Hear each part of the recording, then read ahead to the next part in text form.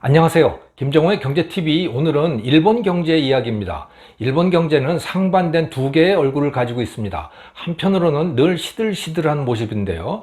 성장을 거의 못합니다. 하지만 위기 때만 되면 다른 모습이 나타납니다. 투자자들은 주식을 팔고 엔화를 사들입니다. 일본의 엔화는 가장 안전한 자산이면서 일본은 가장 안전한 투자의 도피처가 되곤 합니다.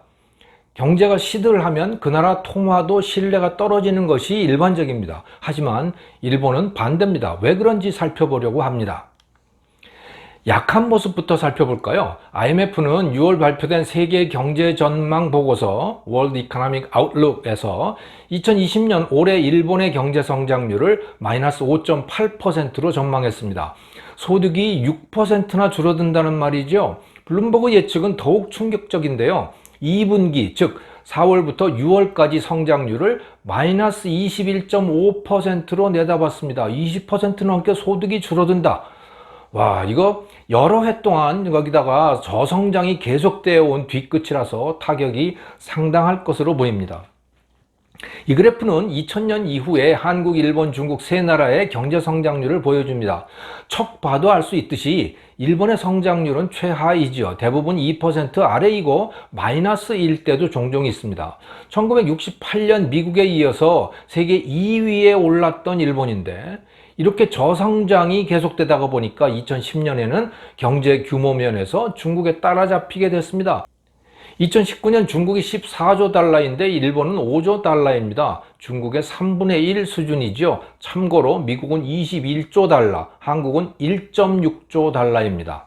경제가 이렇게 침체를 면치 못하고 있는데도 일본 돈 엔화의 위상은 튼튼합니다.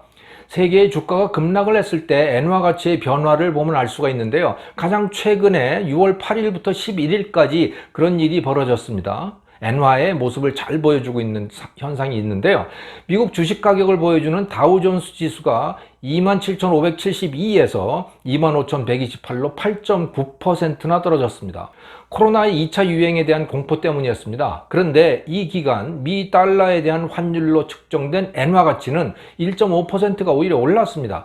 세상의 위험이 커진 만큼 엔화에 대한 수요가 늘었고 가치도 올라간 겁니다.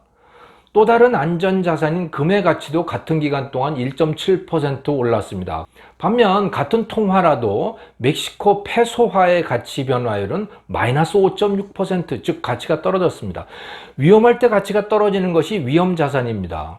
멕시코 페소화는 위험자산이죠. 반면에 일본 엔화, 금 이런 것들은 위험할수록 가치가 높아집니다. 안전자산인 거죠. 상식적으로 생각을 하면 성장률이 낮은 나라, 미래가 어두운 나라의 통화 가치가 높을 수 없습니다. 그런데 일본 경제의 성장률은 매우 낮은데 그러니까 미래가 그렇게 밝지가 않아요. 그런데 통화 가치는 가장 높습니다. 여기에다가 일본 GDP에 대한 국가부채 비율 235%, 이것은 타국의 추종을 불허할 정도로 높습니다. 빚이 그렇게 많아요.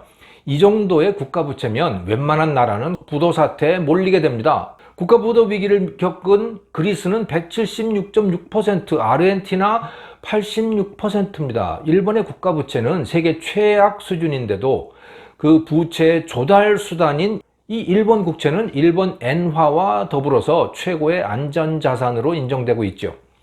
시장에서 형성되는 국채 수익률이 그것을 말해줍니다. 7월 5일 현재 5년 만기 일본 국채 수익률은 마이너스 0.105%인데요. 채권은 위험할수록 수익률이 높고 안전할수록 수익률이 낮아집니다. 부도 확률이 높은 채권의 경우에 수익률까지 낮다면 누구도 그걸 인수하려 하지 않겠지요. 자, 일본 국채는 수익률이 마이너스인데도 투자자들이 돈을 내고 그 채권을 산다. 이것은 안전성에 대한 확신이 있기 때문입니다. 국채 부도 확률을 반영하는 CDS 프리미엄도 가장 낮은 수준인데요. 5년 만기 국채의 6월 30일자 CDS 프리미엄을 보면 일본은 19.0 bps, 그리스는 151, 이탈리아는 170입니다. 참고로 미국은 18, 우리 대한민국은 29입니다. 투자자들이 일본 국채에 대해서는 부도 위험이 거의 없다고 인정을 하고 있는 그런 증거인 셈이죠. 이 CDS 프리미엄이라고 하는 것이. 자, 성장률은 낮고 부채는 엄청난데 부도 위험은 가장 낮다. 또 그 나라 돈은 최고의 안전자산이다.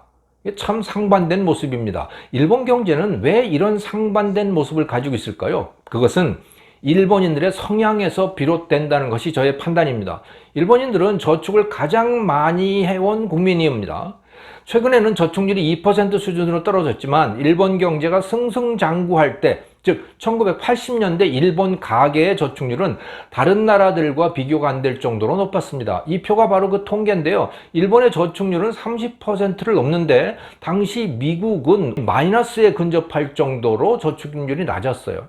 자, 일본 사람들은 생산한 것의 30% 이상을 저축한다, 이랬던 거죠.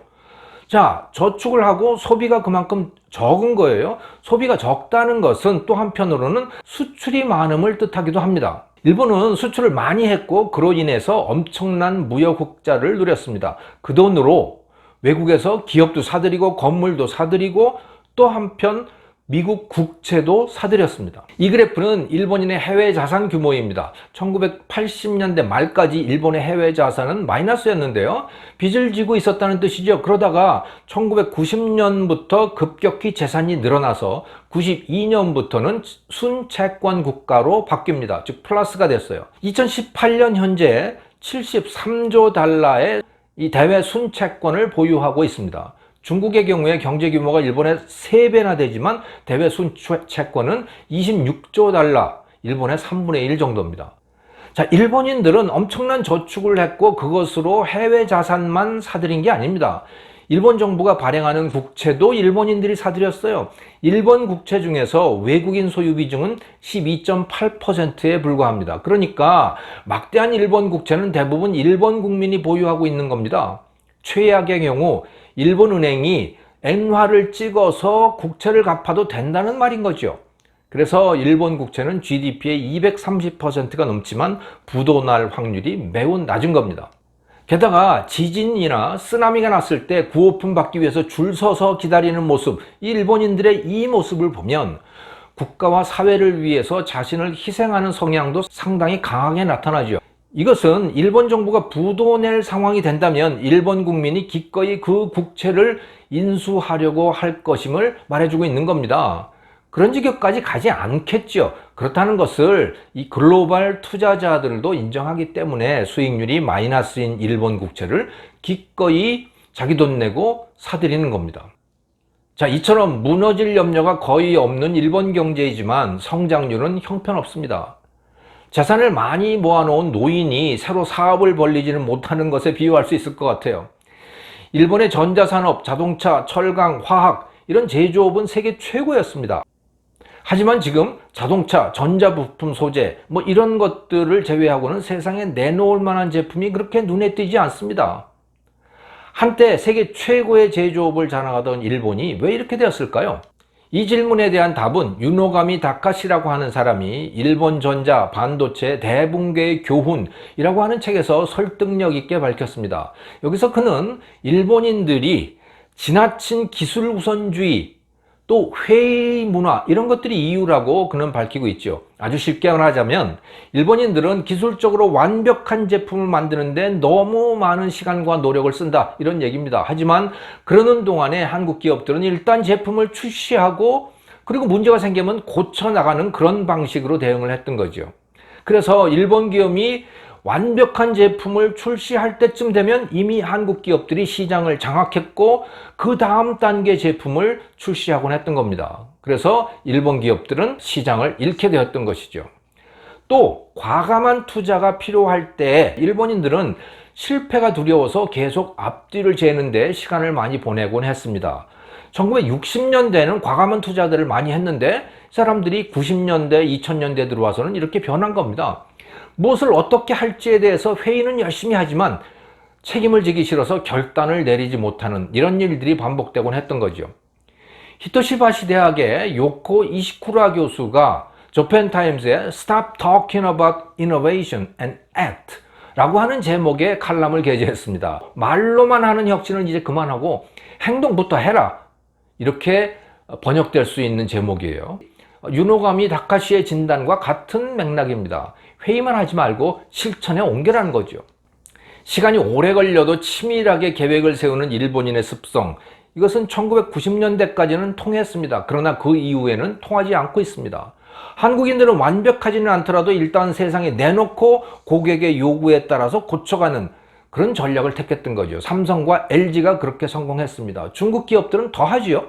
이렇기 때문에 일본인들의 습성대로 행동하는 기업은 이제 설 자리가 없어진 겁니다. 일본 기업들이 한국과 중국 기업에 따라잡히는 것은 이런 이유 때문입니다. 물론 아무데나 투자해서 실패를 거듭하는 것보다는 투자를 안 하는 것이 더 낫긴 하지요. 하지만 투자를 잘해서 회사를 키우는 것보다는 못한 것입니다. 정리해보면 이렇습니다.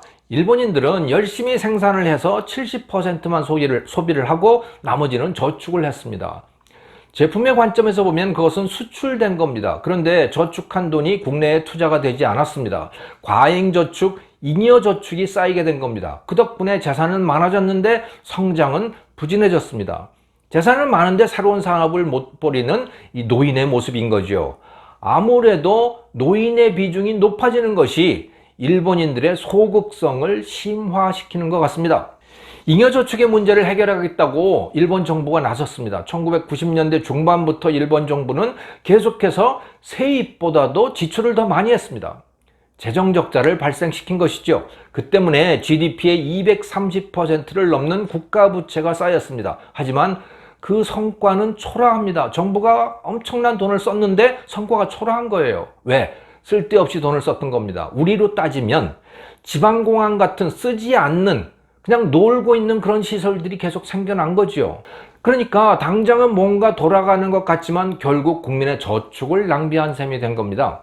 이제 일본도 안심할 수 없다는 경고들이 종종 등장합니다.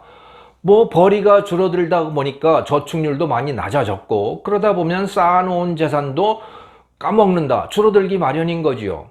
그러니까 걱정을 할 만합니다. 하지만 아직까지 엔화 가치가 추락했다거나 또는 일본 경제가 갑자기 붕괴하는 조짐을 보인다든가 이런 현상은 나타나지 않고 있습니다. 일본 엔화는 여전히 안전자산입니다. 국민이 워낙 조심스러운 데다가 쌓아놓은 돈이 워낙 많아서 잘 버티고 있다고 생각합니다. 김정호의 경제TV였습니다. 감사합니다.